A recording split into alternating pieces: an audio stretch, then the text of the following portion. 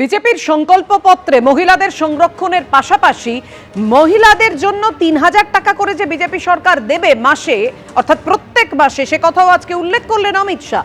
মাসের ১ থেকে ৫ তারিখের মধ্যে ব্যাংক অ্যাকাউন্টে ওই ৩,০০০ টাকা জমা পড়ে যাবে। বিজেপির সংকল্পপত্র প্রকাশ করে বলেন অমিত শাহ।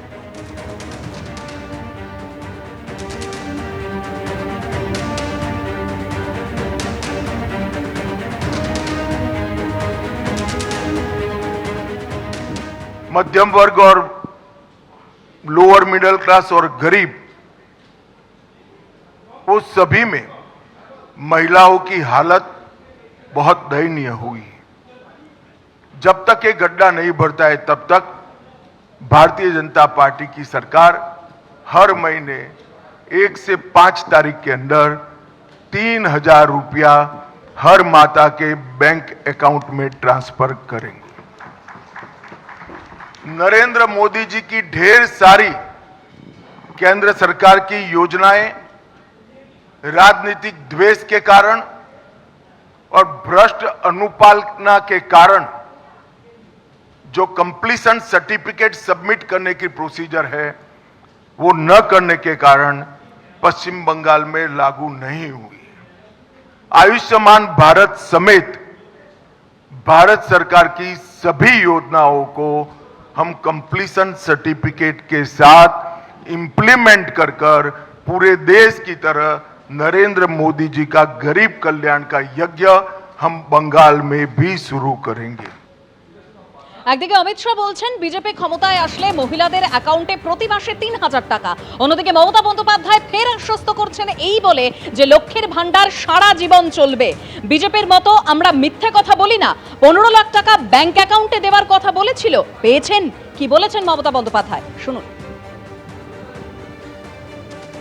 আগামী দিন এই লক্ষ্মীর ভান্ডার সারা জীবন পাবেন আপনারা। আমরা বিজেপির মতো মিথ্যে কথা বলি না, আমরা যেটা বলি সেটা আমরা করি। ইলেকশনের সময় একরকম বলে, ভুলে গেছে বিজেপি পার্টি?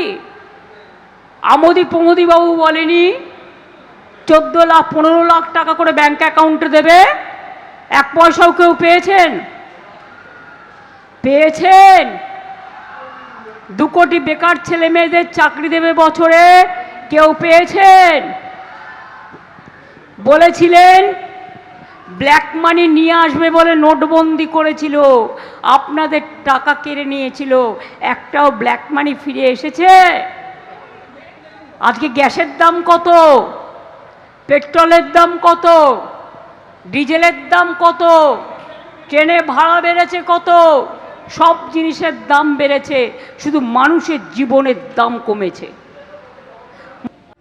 কোর্টে, মাঠে ময়দানে, টেলিভিশন স্টুডিওতে অনেকদিন ধরেই লড়াইটা করছেন।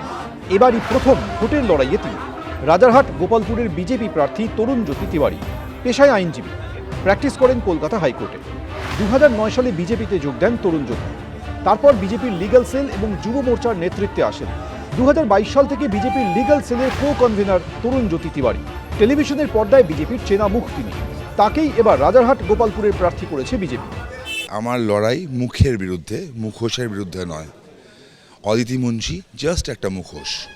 অদিতি মুন্সির মুখের আড়ালে যে লুকিয়ে আছে দেবরাজ চক্রবর্তী, সে হলো আসল মুখ। অদিতি মুন্সির মুখটাকে সামনে রেখে যাবতীয় দুর্নীতি, সিন্ডিকেট রাজ, কালোবাজারি, টর্চার, লুট, কাটমানি, যাবতীয় কাজ করে বেড়ায় দেবরাজ চক্রবর্তী। 2021 বিধানসভা নির্বাচনে রাজারহাট গোপালপুরে বিজেপির শ্রমিক ভট্টাচার্যকে 25,000-এর বেশি ভোটে হারিয়েছিলেন অদিতি মুন্সি। সেই শ্রমিক ভট্টাচার্য এখন বিজেপির রাজ্য সভাপতি। আর রাজারহাট গোপালপুরে বিজেপির ব্যাটন তুলে দিয়েছেন তরুণ জ্যোতি তিওয়ারির হাতে। রাজারহাট গোপালপুর বিধানসভা কেন্দ্রে বিজেপি মনোনীত প্রার্থী তরুণ জ্যোতি তিওয়ারি, পেশায় আইনজীবী আর নেশায় রাজনীতিক। এই মুহূর্তে প্রচার সারছেন। ভোট কারোর কেনার নয়, তাই যদি হতো 34 বছর বাম শাসনের পর তৃণমূল যখন আসলো, ভোট তো শিফট হয়েছে। মানুষের কাছে কাজ নেই, মানুষ এই বেকার ভাতা দিয়ে সংসার চলে না, লক্ষ্মীর ভাণ্ডার দিয়েও চলে না। আমরা প্রমিস করছি অন্নপূর্ণা ভাণ্ডার আমরা দেব, সাথে এটাও প্রমিস করছি বাড়ির লক্ষ্মী, বাড়ির গণেশদের কাজও দেব। সেন্ট্রাল যে প্রকল্পগুলো আসছে সেখানে আনা হবে। প্রার্থী হওয়ার পর থেকেই চুটিয়ে প্রচার করছেন তরুণ জ্যোতি। বাড়ি বাড়ি যাওয়া থেকে এলাকায় ঘুরে ঘুরে প্রচার। রীতিমতো মাটি কামড়ে পড়ে আছেন বিজেপি প্রার্থী। রাজারহাট গোপালপুরে তরুণজ্যোতি তিওয়ারির লড়াই তৃণমূলের অদিতি মুন্সি, সিপিএমের শুভজিৎ দাশগুপ্ত এবং কংগ্রেসের পার্থ ভৌমিকের সঙ্গে। ভোট যুদ্ধে কে জিতবেন, কাকে বেছে নেবেন মানুষ, মানুষের চোখে ভোটের ভিআইপি হবেন কে, জানা যাবে চৌঠামে। ঐশী মুখোপাধ্যায়ের রিপোর্ট, এবিপি আনন্দ, কলকাতা। প্রথম কথা হচ্ছে সিপিআইএম গিমিকে বিশ্বাস করে না তো। পেশায় আইনজীবী, বিধাননগর কোর্টে দীর্ঘদিন ধরে আইনি লড়াই করছেন। এবার বিধানসভা ভোটের লড়াইয়ের ময়দানে সিপিএম প্রার্থী সৌম্যজিৎ রাহা। আইন বিষয়ে শিক্ষকতাও করেন, কাজের সূত্রে রোজ জনসংযোগ করতে হয়। পাশাপাশি তার জন্মস্থান বিধাননগর। স্থানীয় মানুষের কাছে তার একটা আলাদা পরিচয় রয়েছে। ভোটের ময়দানে সেটাকে কাজে লাগাচ্ছেন তিনি। সল্টলেকের বৈশাখী আইল্যান্ডের কাছেই প্রয়াত সিপিএম নেতা ও রাজ্যের প্রাক্তন মন্ত্রী সুভাষ চক্রবর্তীর বাড়ি। প্রচারে বেরিয়ে সেখানে যান সৌম্যজিৎ রাহা। বাড়ির বারান্দায় সুভাষ চক্রবর্তীর স্ত্রী রমনা চক্রবর্তীর সঙ্গে দেখা হয় তার।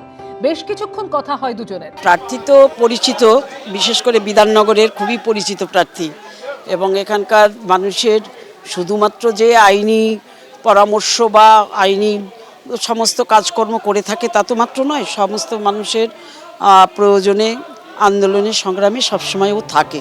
এতদিন পেছনে থেকে দলের জন্য অনেকবার ভোটে লড়ার কৌশল ঠিক করেছেন। এবার তাকে সামনে থেকে লড়াই করার সুযোগ দিয়েছে দল। 2021 সালে বিধাননগরের পুর নির্বাচনে প্রার্থী হয়েছিলেন তিনি। এবার একেবারে বিধানসভা ভোটের লড়াইয়ে নেমেছেন। পার্লামেন্টে যে বিল আসে, বিভিন্ন রকম বিল প্লেসড হয়, সেগুলোর ওপরে প্যারাভাইজ সাজেশনস চায় যারা হচ্ছে লেজিসলেটার্সদের কাছ থেকে। সেইগুলো তো আরও এফেক্টিভ পার্টিসিপেশন, এই ডিবেটগুলো মোস্ট ক্ষেত্রে তো আমরা দেখি ডিবেটগুলো ভীষণ রকম হচ্ছে এক প্রকার হচ্ছে হয়ে গেছে মানে কথা চালাচালির মতো। ওই বিধানসভা কেন্দ্রে হেভিওয়েট তৃণমূল প্রার্থী সুজিত বসু। তার প্রচারের আড়ম্বর চোখে পড়ার মতো। বিজেপি প্রার্থী শারদ মুখোপাধ্যায়ের মাছ নিয়ে প্রচারও নজর কেড়েছে। সিপিএম প্রার্থীর প্রচারে অবশ্য কোনো গিমিক নেই।